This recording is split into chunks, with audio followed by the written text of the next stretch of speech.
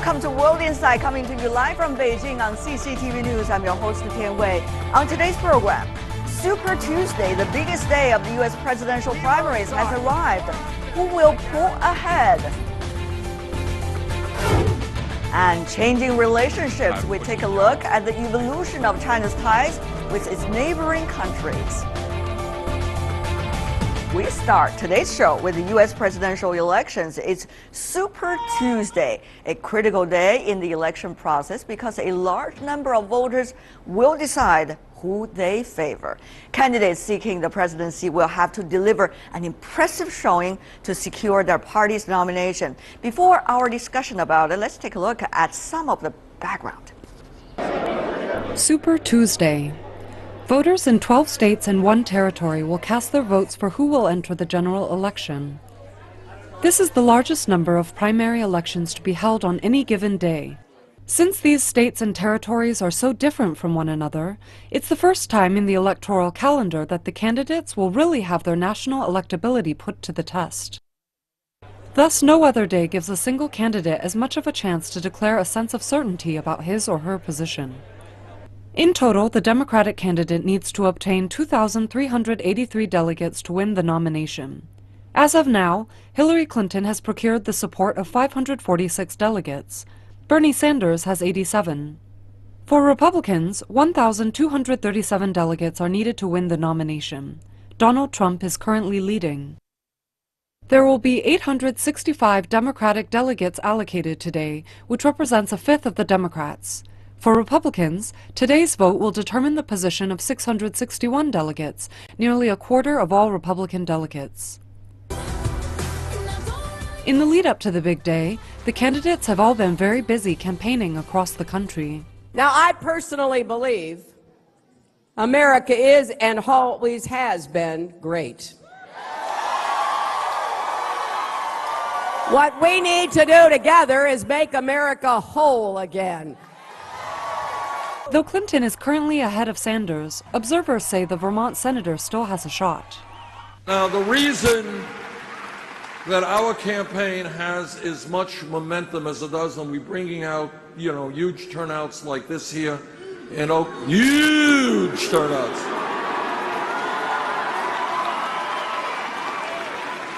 Is we're doing something very unusual. We are telling the truth. On the Republican side, Donald Trump has dominated the discussion. The world is a mean and evil place, and we need a strong tone. We can't have that weak, pathetic tone. We can't have it anymore. Trump's successful campaign has created divisions in the Republican Party. If we nominate him, let me just tell you, a vote for Donald Trump tomorrow is literally a vote for Hillary Clinton in November. And it cannot happen. But you don't get to abuse and take advantage of American workers and then suddenly style yourself a champion for American workers. If poll predictions are right, party frontrunner Hillary Clinton and Donald Trump will sweep Super Tuesday. This would bring them one step closer to winning the nominations.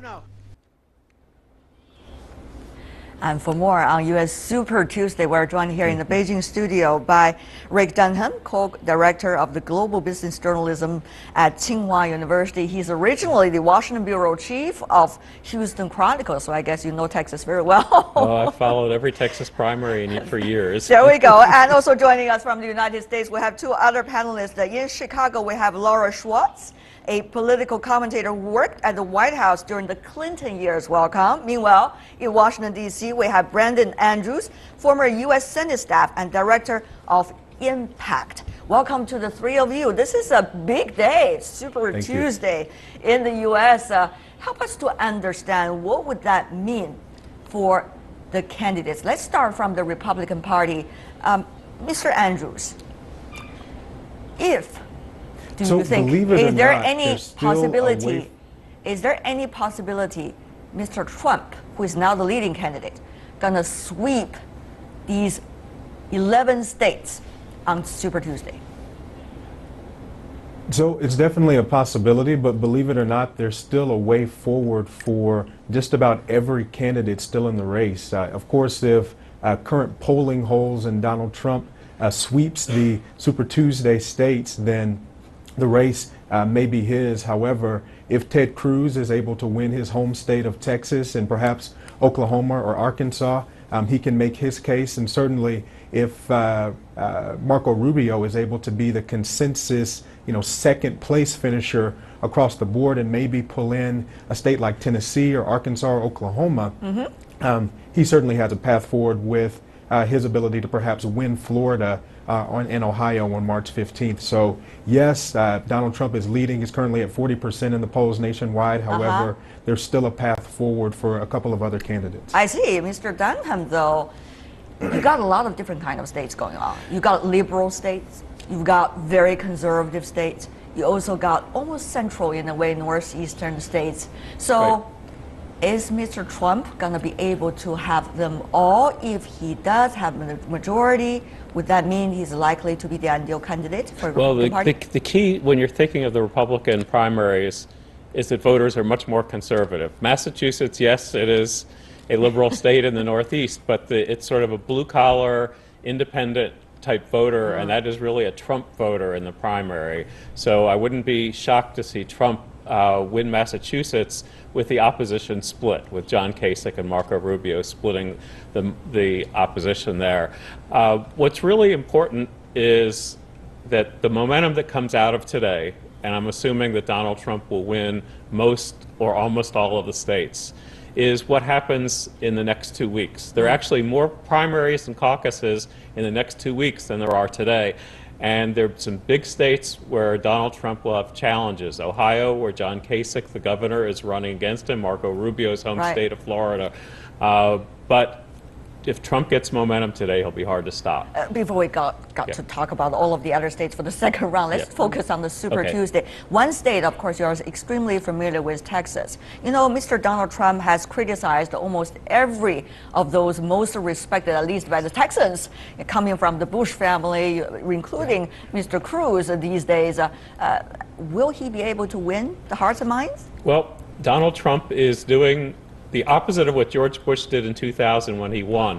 He's getting pieces of all of the parts of the Republican Party. Ted Cruz, the senator from Texas, is the favorite, but he's getting the votes mostly of the religious conservatives and the Tea Party conservatives, and Donald Trump is drawing from all parts of the party. So I think Texas may end up being closer than people think. Mr. Schwartz, you've been nodding your head. I'm sure you have a lot of thoughts about Donald Trump as well, because this is really a phenomenon. And I heard, correct me if I'm wrong, Ms. Schwartz, that the Clinton campaign has already held, according to New York Times, several inside conferences about how to deal with Donald Trump, this very possible rival. Absolutely. In fact, every successful campaign in waging their war through the primaries definitely looks at the front runners on the other side so they know what tactic to use. I think we saw that really on display last weekend when Hillary Clinton completely sweep the South Carolina Democratic primary, where in her speech following her win, she really focused on Donald Trump, not calling him out specifically, but a very good line that was played in the package coming into our piece today was that America is great, but we must make it whole again. And this is sort of her pitch to the minority vote, the African American vote, the Hispanic vote, which will be really prevalent today in Super Tuesday. A vote that she's winning over Bernie Sanders, and that in the general election, she would want to win over Donald Trump. So there's absolutely been strategy deployed here. As you said, she's very ahead in the delegate count. So instead of going after Bernie Sanders too repetitively, she's going to start focusing on Donald Trump. Very interesting. On the other hand, Mr. Andrew, since you are coming from the Republican background, let me ask you, there has been so much debate already within the GOP establishment, talking about who has lost the race already at this stage because of the rise of Donald Trump. They say it was because of politics in the previous years going to one extreme, and therefore Donald Trump will be able to come out as almost like an independent in a way from the party establishment, and just reunite the whole Republican Party with anger. Help us to understand what is your thought about it, looking at this phenomenon. Well, as the gentleman said, Donald Trump has been able to bring in new voters into this primary process. It's actually quite amazing. In the primary process so far for the GOP, primary turnout is up 20%.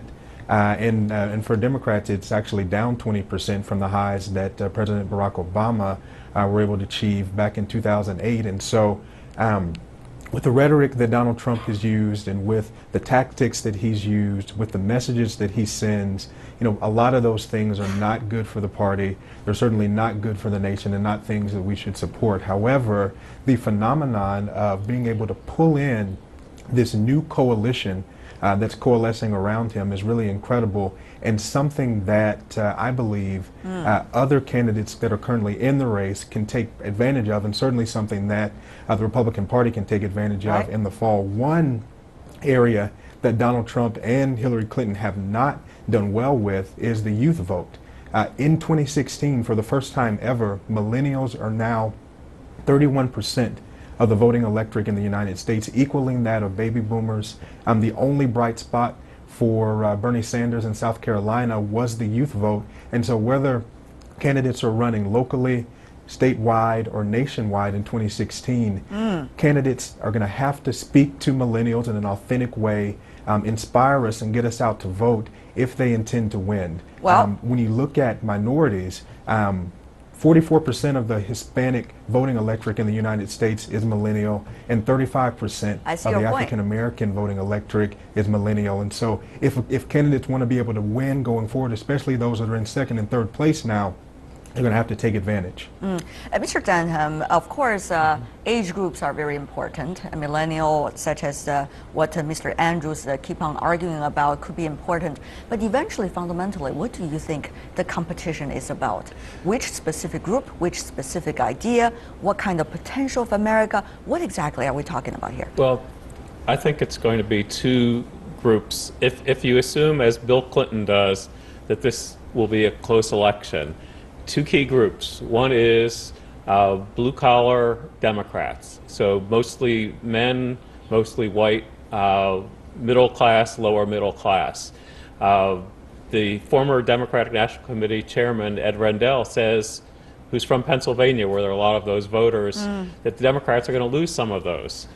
They need to pick up suburban voters who are Republican-leaning, women with children, voters who have voted Republican in the past but are not hardcore Republicans. So I think that's going to be the key. It's going to be a lot of women who are independent to Republican leaning, and blue-collar men who are Democratic to independent. I see. See who is going to switch their camp in a way. We talk about the Super Tuesday. The reason we talk about it, ladies and gentlemen, is because of its very significant day. It's likely to decide, at least when you look at the previous records, the fate of many of the candidates. If you take a look at past elections, significance of Super Tuesday for a candidate's success is, some say, clear. In 2000, for example, Republican George W. Bush and Democrat Al Gore cemented their nomination bids with Super Tuesday victories, and both went on to win their party's nomination. 2008 as well, Democratic races saw a tight battle as Barack Obama got 13 more delegates than his rival. And we talk about the Republican Party. Now let's focus a little bit more on the Democratic Party. Earlier, Ms. Schwartz, you mentioned about Ms. Clinton's campaign already looking at Mr. Trump as the next step, but still challenge coming from Bernie Sanders. The self-claimed socialist is still there. What do you make of the current reality? Well, I think, he spent a lot of money and time in about 5 states that'll be voting today. He does well in all white states with a large chunk of millennials. Minnesota may be a good example of that for him, winning and doing very well in today. Vermont, his home state, votes today. It'll be interesting to look to Massachusetts. Again, very white. Bernie Sanders demographic, if you will, if you generalize. but Hillary Clinton's been gaining on him there. So not only do I think it counts with the number of votes, but it counts with the number of delegates and where they're from. If she can do well in Massachusetts, I think that'll bode well for her campaign. As you mentioned, some Super Tuesdays are great victories for candidates. Other victories are very downplayed because there are many other elections coming up in the next few weeks. But as it stands now, Hillary Clinton has to realize, and I think she fully does, that Bernie Sanders has attracted a large chunk of the population who want to see an economic revolution. She feels very much the same way, but has plans of which that will pay for it. And as Rick just mentioned, she needs to go after, the Democrats. Absolutely. You keep them in the party. Right. There are some Republicans that'll just never vote for her, but it's those independents. And with the women in suburban Philly and all over the country talking about paid family and medical leave, higher minimum wage when it comes to blue collar, and women's rights, I think will really do very well in a general election. But right now, she's got to focus on continuing to win and be able to woo those Bernie Sanders voters over to her side when needed. All right. Mr. Dunham, though, what do you think about the millenniums? Are they, if Mr. Sanders is not likely to be the real one, are they going to switch their camp, or they're just going to give up because they feel disappointed that the one they are supporting is not getting the nomination? Well, we don't know yet, but many are suggesting in that direction. Well, it's always possible that people who have come out for Sanders won't vote at all. There was a poll this week, 33% of Democrats who are voting in the primaries say that they will not vote for Hillary Clinton, but 48% of Republicans say they would not vote for Donald Trump. So what that means to me is both of the candidates, if they emerge as the candidates, have work to do to make sure that people who didn't vote for them in the primary show up in November. With Hillary Clinton, the biggest group is young voters, millennials, including women who are not connecting with her. And then also the white liberals, some who call themselves democratic socialists like Bernie Sanders. Interesting. Mr. Andrews, the thing about the Republican Party now is because the picture relatively clear, but not as definite almost as the Democrat. So with still many possibilities out there for Super Tuesday and beyond, next 2 weeks from now, will the Republican Party and the possible eventual candidate come out sufficiently with the right strategy to deal with the Democrat rival, which is very likely to be Hillary Clinton, but of course we don't know yet. So what about the Republican Party as a whole when it comes to strategy? Well, that's a great question. It's no secret that when you have a longer primary, it makes running in the general election much more difficult. However, I think one point that you made earlier is that Americans are looking for a different approach. They're looking to outsiders like Donald Trump, like Bernie Sanders. The reason why these campaigns are resonating is because many Americans are tired of the process and kind of business as usual. And so I think a very competitive primary moving forward with Donald Trump, with Marco Rubio, with Ted Cruz, even with John Kasich, if he's able to win Ohio, may be good because it's going to show that the process is working, that the party is listening to people, and that new voices are moving forward on the national stage. And so I think there's Mr. Andrews, there's excitement around it that may be helpful. When you said that, to this part of the world, it's a little bit like a silver lining of the reality in the U.S. Presidential election, because people outside the U.S. have never expected anything like that to happen. Probably also include many of those inside your country. So the thing is, Mr. Schwartz, what would that mean for the rest of the world? I would let Mr. Dunham to talk for the last words, because you know China's situation. And so what about your thoughts, Ms. Schwartz? What would that mean for the rest of the world? Well, I think it's both. What does it mean for the rest of the world and the traditional Republican Party inside the United States? if Donald Trump wins, as I really believe he will, whether he has a plurality or a majority of the delegates come the time for the Republican National Convention in July, I don't think that he will be at that convention alone. You know, it may very well go to a two-person race in the next few weeks if Rubio doesn't come in a close second in those states. I mean, he hasn't won a state yet. And I think right now the traditional conservative Republicans in D.C. and watching from around the world can't believe that there's not someone else, and I really believe that they are going to find someone to put up at the convention to get a delegate vote, because and Rick knows this better than anybody else. There is a big struggle within the Republican Party, and I think we're seeing that the world is just questioning, you know, how can this man speak for a Republican Party with the comments about Muslims and immigrants and beyond. And so I just returned from South Africa and the Middle East, and they're asking me, how is this happening? I think there's people in D.C. still questioning how this is happening. Well, you know, one thing is very clear, that is, people outside the country does not decide the politics of the country. It has to be really Americans to eventually go to the polls to eventually know the result. Mr. Denham, I'm sure you know a lot about the reaction in this part of the world. It was a joke at the very beginning, but now it becomes a reality. What do you think that would mean for us elsewhere in the world? Mr. Denham, very clearly. I mean, on the Democratic side, it's easy. The world knows Hillary Clinton. I mean, for better or for worse, they know what she will do. With Donald Trump, the question is the uncertainty. He is bombastic, he is emotional, he is tempestuous. The question is, what will he do in terms of policy? On foreign policy, he just has not laid it out. So we just don't know. Will he carpet bomb or will he make peace? Right. Well, this is still the showtime time, right, not yet the policy time. We'll see how things evolve from here. For now, really appreciate the three of you for your insights. Laura Schwartz, Brandon Andrews, and Rick Dunham. Appreciate it. Thank you. Stay with us here on World Insight. We got our final segment coming right up. Changing relationships, we take a look at the evolution of China's ties with its neighboring countries.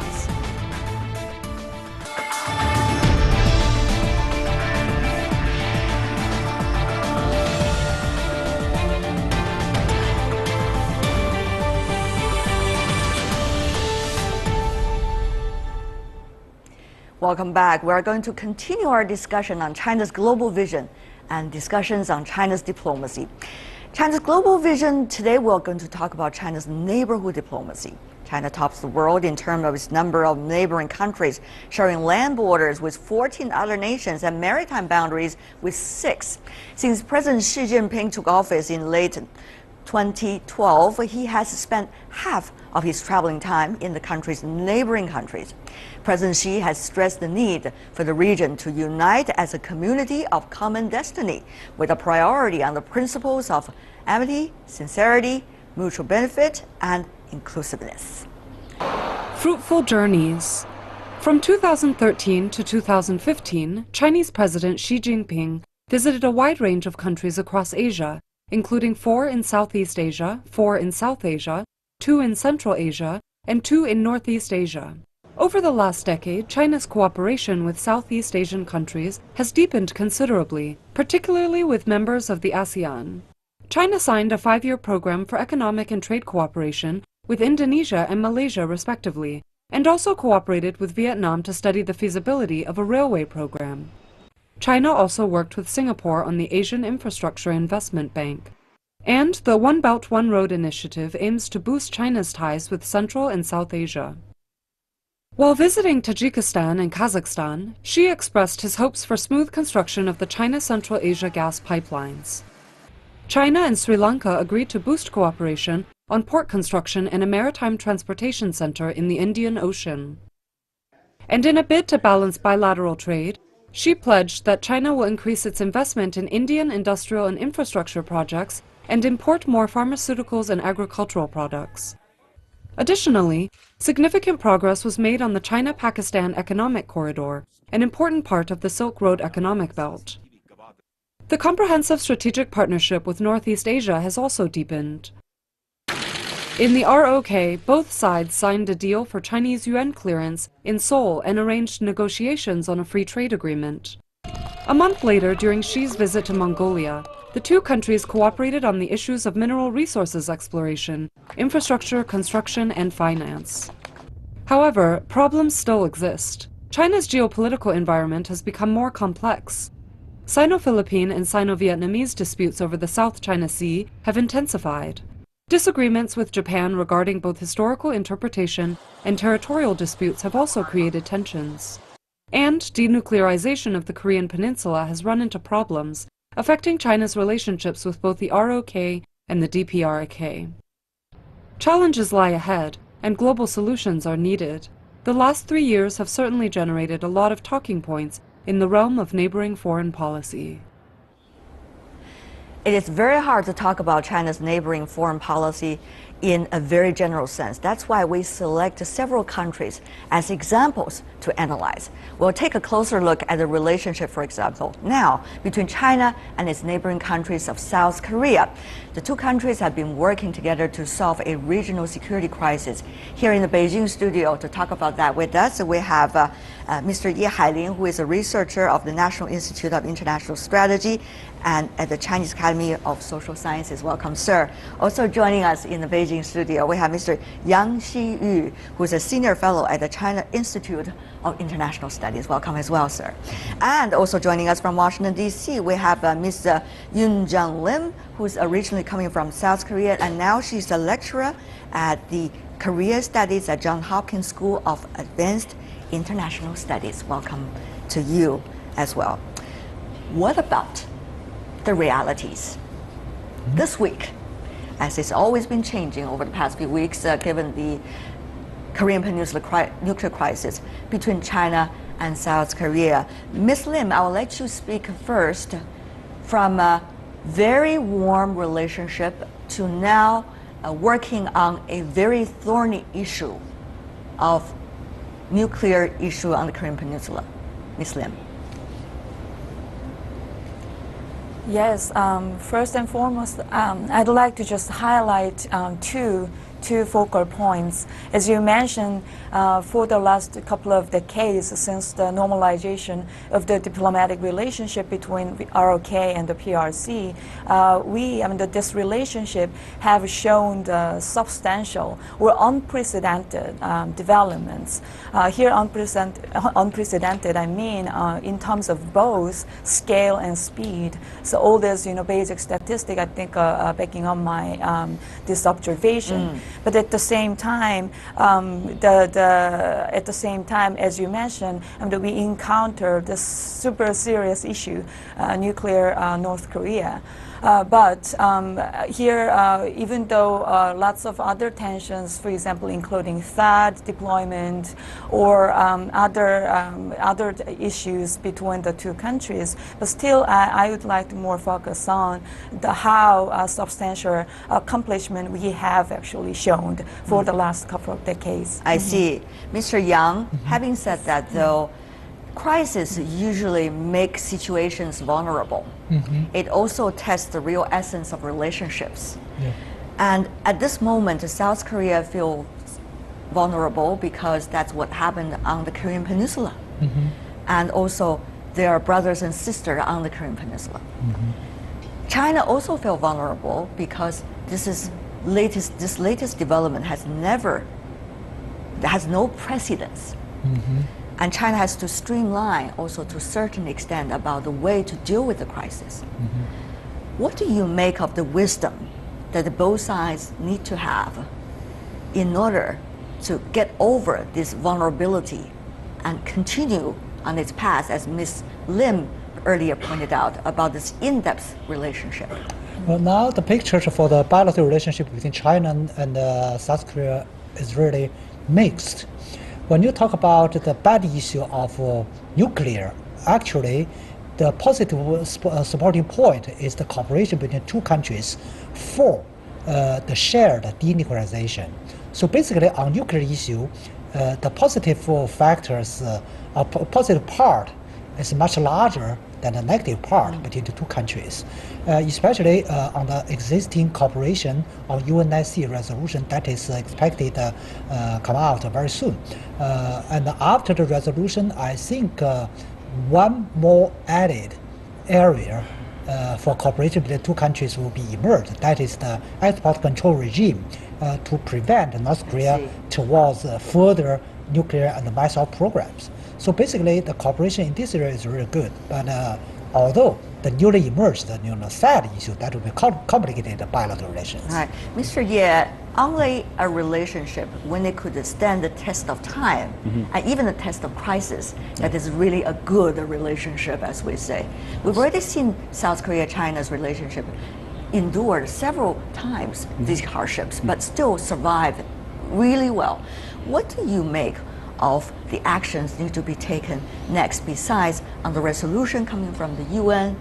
What is going to provide the two countries with some sustainable essence to hold on to so that the relationship can continue as it should be? I think we can recall this recent event, especially the Foreign Affairs Minister, Mr. Wang Yi, paid a visit to the DC and have a discussion with John Kerry.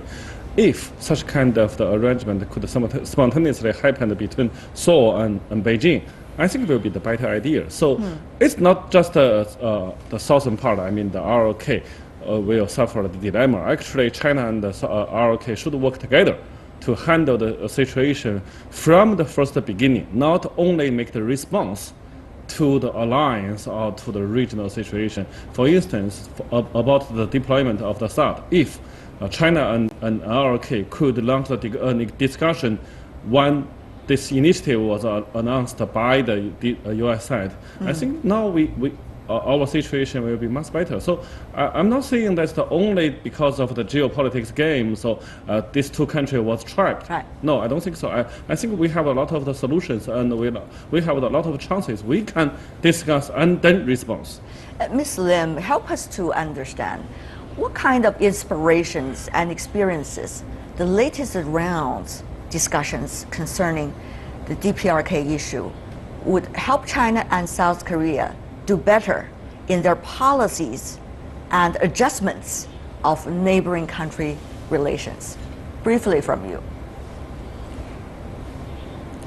Yes, this time my biggest observation is this time again the whole direction vis-a-vis the North Korea's this nuclear issue has changed from one to the other.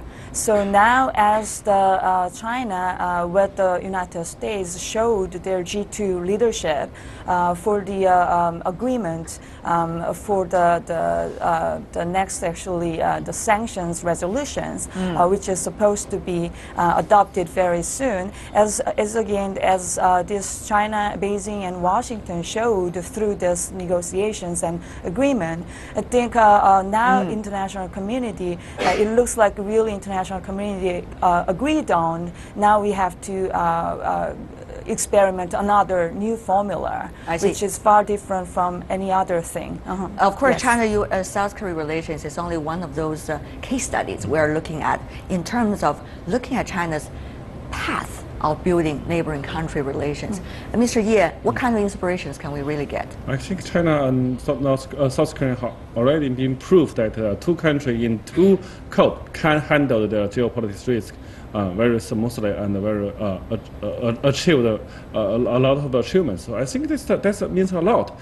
After all, ROK belongs to the US bloc, but China isn't, and we can handle and manage the crisis together. That means a lot. Interesting point. Mr. Yang? Well, I think now China and South Korea need to develop a matured bilateral relationship, no matter it's a good one or bad one. The most important thing is the maturity. Under the matured state, we can handle every fundamental issue, so difficult or easy issue, in good way and a positive way. So I think that's a challenge to the political leaders' political wisdom. Yun Jianlin, thank you so much for joining us talking about this interesting case study of relations between South Korea and China. Really appreciate it. And for the other two guests, do stay with us. Now, let's take a look at another example, Myanmar, one of China's neighbors that's undergoing political transition. In recent years, the country has carried out a series of democratic reforms. Last November saw the election victory of National League for Democracy, which replaced the old guard that were backed by the military. NLD is led by Aung San Suu Kyi. Whether Ms. Suu Kyi will be eligible to become president remains unclear in that country, but she is sure to lead the country. Last June, Ms. Suu Kyi paid a visit to China and met with Chinese President Xi Jinping. She is a vocal advocate for improving bilateral relations with China. China, on the other hand, has funded much infrastructure construction in Myanmar. Observers believe Aung San Suu Kyi will maintain the closeness of ties between the two countries. This is really an interesting case study, isn't it? From a country that China used to be very close with, but certainly on a different political system, to one that is changing. What do you make of the changes going on in Myanmar, Mr. Yang, and China's ability to adjust to the changes? Well, first of all, I would say Myanmar is in fast changing, but primarily domestic changing.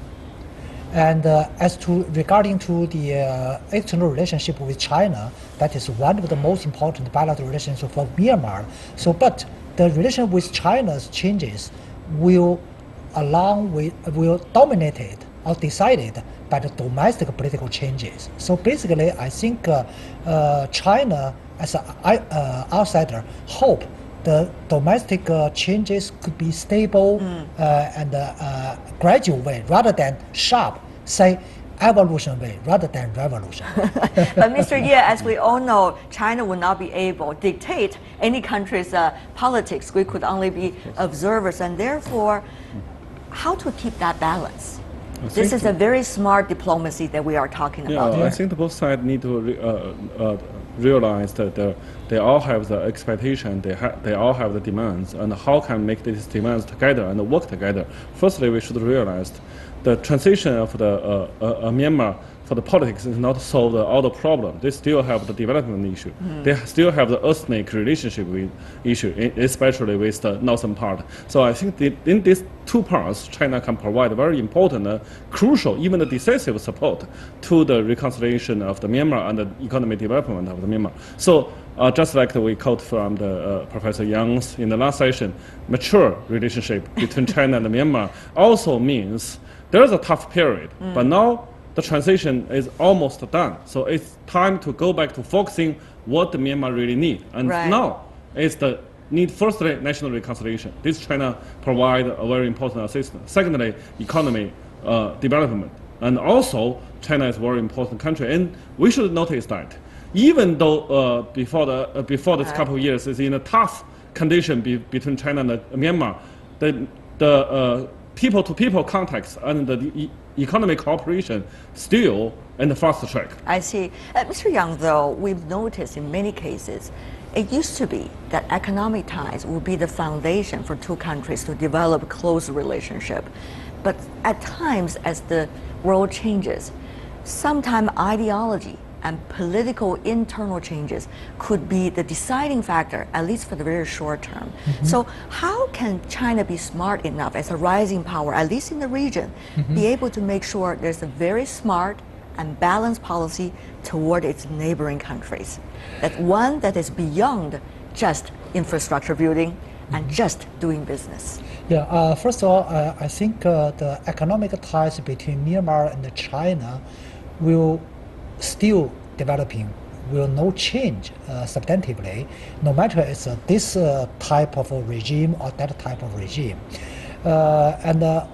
Secondly, China has learned more and more about dealing with different political type of countries with the similar type of economic cooperation. So I think that such a Chinese categorized political wisdom will be implemented on the diplomacy on Myanmar, so that we can make the continuity of the sustainable development of the bilateral relation. But Mr. Ye, you remembered very well when the Chinese President Xi Jinping was meeting Ms. Aung San Suu Kyi. The photo was shown all over the world. Many people took it as a very pleasant surprise.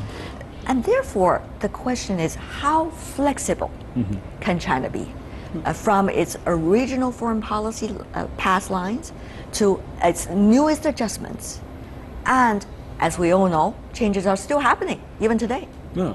I would like to say I don't see very fundamentally change on the Chinese attitude towards the Dao Aung San Suu Kyi. Actually, China never said Dao Aung San Suu Kyi is against China.